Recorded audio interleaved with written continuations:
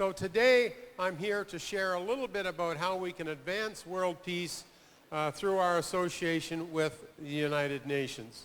Because a lot of people don't realize that it was 49 Rotarians who helped start the United Nations back in 1945.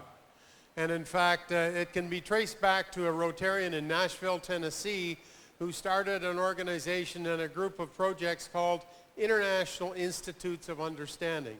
So when Winston Churchill and President Roosevelt had the idea of trying to form a group globally, they said, we have to have Rotary at the table to help us because they're already doing very much what we hope that the United Nations might accomplish. So that's the reason why we got invited there to begin with. And we do enjoy official status because it was a Rotarian who wrote the first draft of the United Nations Charter. It was 3 Rotarians who negotiated the land deal for the UN headquarters. So we have deep roots at the United Nations, and that's why we have ambassadors in all of the facilities around the world. The UN leadership thinks highly of us. They see us as partners with them in the promotion of building a better world and global peace. But at the bottom, the 2 key parts are they are impressed by our action and they say, we need to listen to you. And that comes about largely because of our polio initiative. And yesterday we heard RIPR Nikki talk about the Tamil Tigers and calling days of peace. And we actually had 2 of those events. We had one with the Tamil Tigers for 2 days. We had one in Côte d'Ivoire for 1 day. And at the time those happened, those were organized by ordinary Rotarians. Yes, an ordinary Rotarian did a 1-day ceasefire in Côte d'Ivoire, and past RI President Ravi, who was not a leader at the time, helped organize a 2-day ceasefire. So when we walk the halls of the United Nations, they say, Rotary, you've already proven that you can get a ceasefire for a day. You've already proven you can get a ceasefire for 2 days. Please, please help us arrange a ceasefire for a week, and then arrange one for a month, and then maybe eventually arrange one for a year. So they see Rotarians as knowing how to get the job done. The senior leaders at the United Nations are asking us to do these things, but most importantly is the bottom one, demand accountability. That each of us can go to our local municipal, federal, government officials and ask them to do what they can to promote international understanding and global peace. Often they go to their G20 summits, their G7 summits, and they come out of those events and they say what they think the public wants to hear in front of the TV cameras. But when we go back home, often these countries do not live up to the commitment that they've made to the people on TV. And Canada is one of them that I'm embarrassed to say we're not living up to what our agreement is, and most countries are not. So we do have to lobby our governments to keep their word and do what they say they were going to do. You know, I said that a Rotarian wrote the first draft of the UN, so our goals and our objectives are very similar. We've got the areas of focus for Rotary, and they are very similar in purpose to the Sustainable Development Goals of the UN. So we're very closely aligned in what we do. The Rotary Positive Peace Academy is a program that's been developed, and around the outside circle you'll see our areas of focus. Inside are the items that promote to world peace. And this was actually originally developed to create a peace index. So some of you may not be aware, but there is a calculation of peace in the world. So each country has a peace index to determine the peacefulness and the safety within their country. And you can actually go to positivepeace.academy/Rotary, and you can become a certified peace builder because there's an online course there, and much of the curriculum is based around the contents of this peace graphic here. So I urge you, those who are interested in promoting peace, go to that website and avail of that training course, and then you get a certified peace builder certificate. You know, Rotary International works hard around the world with many agencies, and there are many affiliate groups that RI senior leaders work with, and we want to be more than the sum of our parts. We want to think, plan, and work together, the United Nations, in harmony with Rotary. And you can engage locally in this effort as well. You can support the Model UNs, and Lita Wells and Patty King are here, I think. I've worked with them in the past on the Model United Nations Assemblies. The Philippines does a really good job of those. And Rotary projects to help the SDGs. It's a direct match with our Rotary Foundation programs. Network with the local affiliates.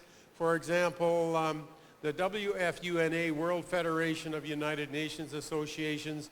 If you go there, for those of you who are outside the Philippines, you will find most likely there's an association in your country like South Korea or India. And there is a very active United Nations Association group here in the Philippines. And in my case, you'll see the Canada logo there. My connection to the UN is mainly through the Canadian United Nations Association. Of course, we want to support our Rotary exchange programs, because when we talk to the senior global initiative builders in the world, one of the things they really say is, please do more of your exchange programs. And yes, it may take another generation before we see results, but the exchange programs are a big tool in promoting global understanding and world peace. And as I said, hold our governments accountable. Now, we have a Rotary toolbox to help create this world peace. We have our Peace Scholars and our Rotary Foundation Scholars. We have all of our plethora of Rotary Foundation programs. I don't have time to go into today. We can use the Rotary Network. What other organization has 1.2 million members around the world in over 200 countries? That is the strength that we have. We've even got more representation around the world than the United Nations does. So they really treasure that. They say that is our big strength. Exchange programs, as I've mentioned. We've got another tool in our box, the fellowships and the Rotary Action Groups. There's all sorts of them, including the Rotary Action Group for Peace, the group to end slavery. There's all sorts of fellowships and Rotary Action Groups that are building expertise for us to use in our projects, in our personal growth and development of becoming peace builders. And of course, we have our Rotary Foundation matching grants that we've heard so much about here the past day or two. And of course, kudos to my friend Edna Suter for her wonderful presentation on the environment.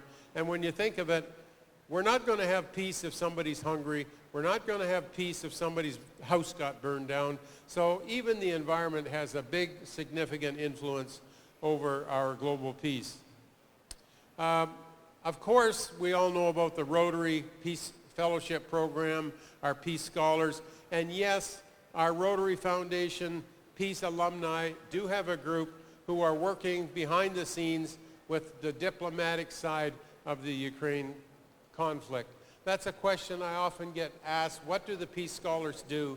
And as you travel around the world, you'll see Peace Scholars in a lot of senior government positions. You'll see them working at the United Nations. And in this particular case, a bunch of them got together and formed a task group to try and help with the diplomacy discussions at the Ukraine conflict. So when we look at our Peace Scholar facilities at the universities around the world, one of the first ones and a heavy hitter in this is the Duke Center for International Development, which is in North Carolina. And this is the District Governor Shafi, and the little gal in the center there is a police officer from Brazil, and her name is Danielle. And I want you to meet Daniela. She went on from being a Brazilian police officer to a UN peacekeeper, and now she's out teaching people how to build goodwill and world peace conflict resolution skills. And so she's just absolutely got to be one of our success stories of a partnership with policing, with law enforcement, and with mediation and conflict resolution. So we're really proud of Daniela. Most recently in February, we were in Istanbul, Turkey, where the new Peace Center was opened. And it was a big event in conjunction with the Global Peace Conference, coordinated by RI President Stephanie. And, you know, I put this slide in because on that day in Istanbul, there was a peace pole planted. It was snowing that day. That's not that my cameras broke. But there was a peace pole planted there at that university, the BAU University. But I want you to remember that peace begins within ourselves. And then peace has to begin within our family. And then peace has to begin within our community, on the streets, in the schools. And then peace eventually becomes permeated through the city. But peace is domestic violence. Peace is bullying in the schools. So we can do a lot at the local level. We don't have to always be thinking at the global scale. There's a lot of local initiatives we can take to help correct domestic abuse, law enforcement challenges, school bullying, and all that sort of thing. So let's realize that peace building can be a grassroots thing right from within ourselves through our families and our communities. Now, at the Peace Conference, there was a lot of discussion about the challenge for peace building. My slides have kind of gotten screwed up here, to be honest. Anyway, there's supposed to be a word on there, the greatest challenge for peace building, based on the Global Peace Conference in Istanbul in February. The experts say misinformation is the biggest challenge. And attached to misinformation could be fake news. It could be the lack of proper fact-checking. So that really is the biggest challenge. And of course, in that discussion, we talk about AI. And is AI good or is AI bad? And so we have to work really hard to ensure that AI is not misrepresented or misused, and rather let's use it for positive good. So the use of AI can be an important influence on peace, and it's something that we've really got to be aware of and harness the positive energy that it provides us. So one is to gather and analyze global data. And that can tie in with the measurement of the other points on the Positive Peace logo I showed you earlier, and how that global index can be calculated. So we use AI to gather and analyze global data, and then we identify hotspots in the world. There's a whole matrix of measuring global peace, so AI can help us do that. And then the end result is we want to use the AI to predict future areas of conflict. Where in the world do we think the next war or conflict is going to erupt, and what can we do in a proactive way in advance to go and deal with those countries, deal with those global leaders to try and motivate them not to get to the point of war.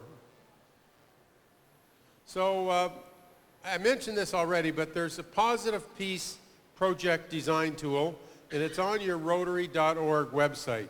So you have the opportunity, in addition to the Positive Peace Academy I mentioned, to go to Rotary.org and do a search on the Positive Peace project design tool. Now, at this point in time, I apologize to some of you who were expecting to see some magic tricks, because I often do a global grant right on the spot through magic, but I was asked to cut that because of being cut short on time. So please understand that it wasn't my calling. So if you're disappointed, maybe we'll catch you down the road some other place.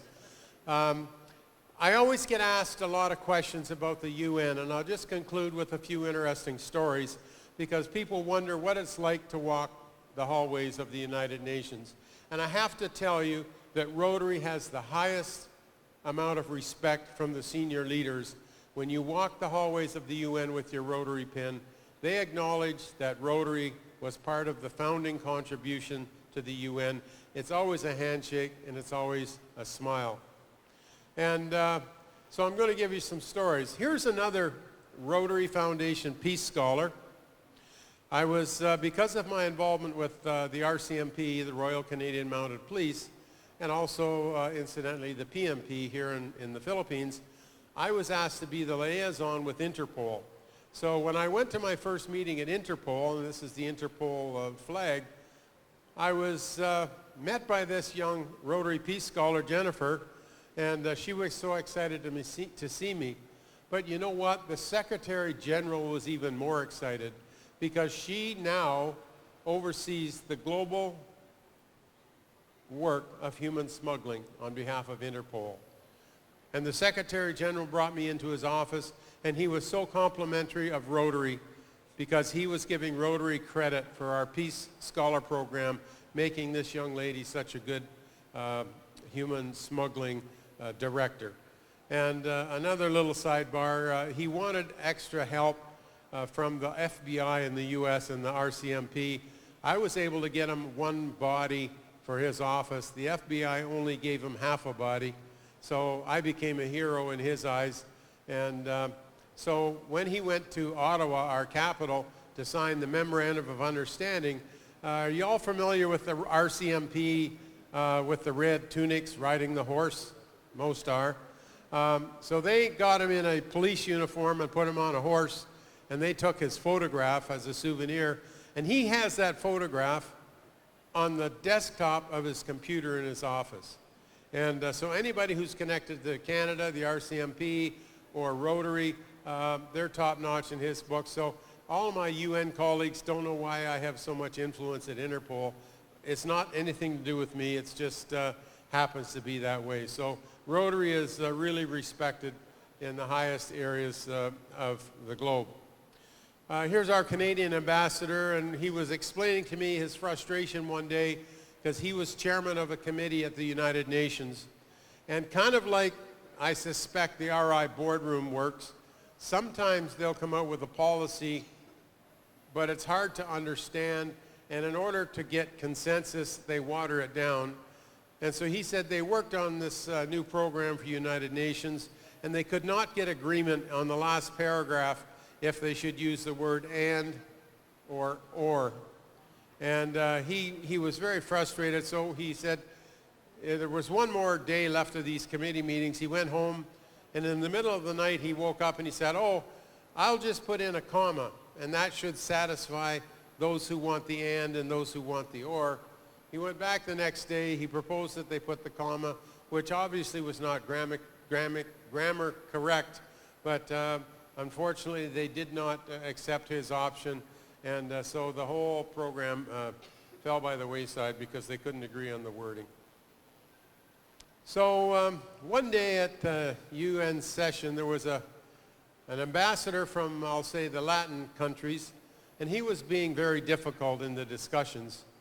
And so that night there was a reception, and so some of the other ambassadors from the other countries were getting after him about why he was being so difficult to deal with, because they said, you know, this and this and this.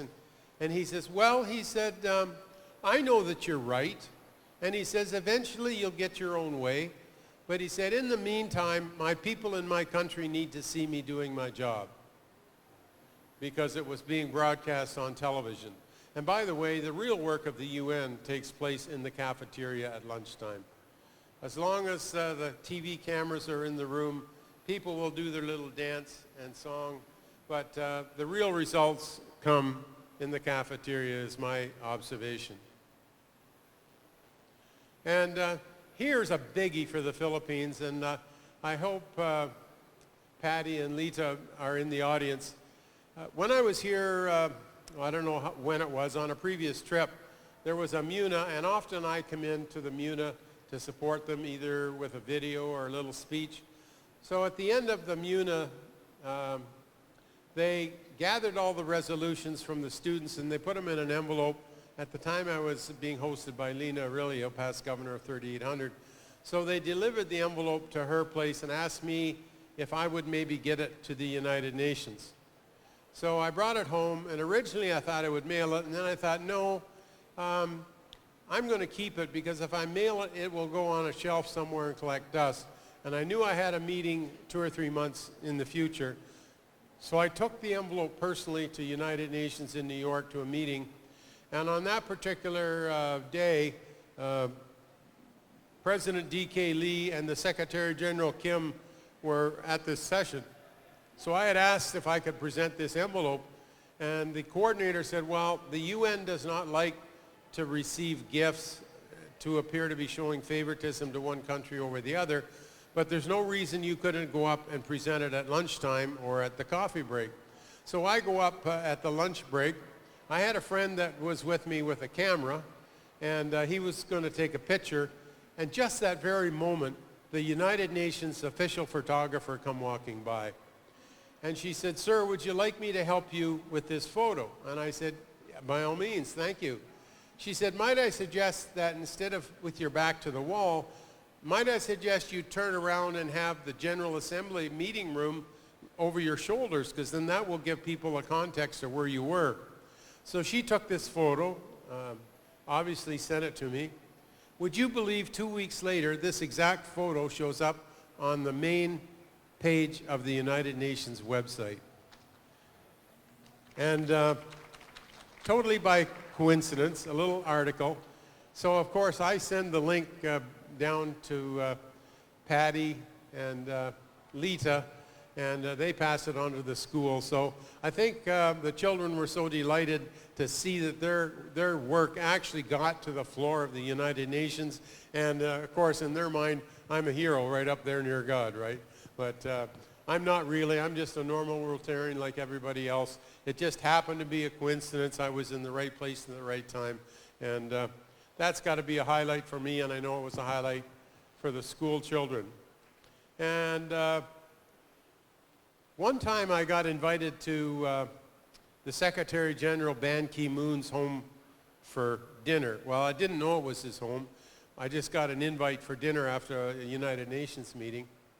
And so I went on the Google Maps to try and find this location so I would orientate myself.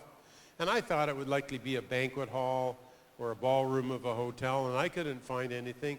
So I emailed his executive director, and she says, no, she said, that you're going to his personal home. So we went to his personal home. There was about 7 of us, I believe, from Rotary senior leaders. So this is his home. On the right, you'll see his living room. And so we got invited there. He has a personal office in his residence, and we were allowed to go all through his residence, upstairs, downstairs.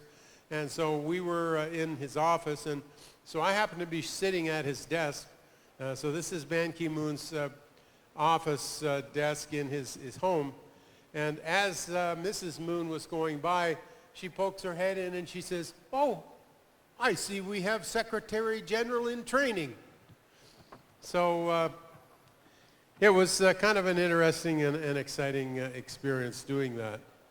So that's kind of a little bit on the United Nations history, how it formed, why we're there, a little bit out in the stories of behind the scenes, and kind of sandwiched in is a bunch of peace information and some ideas that we hopefully are giving the panel to chew on and discuss in further depth.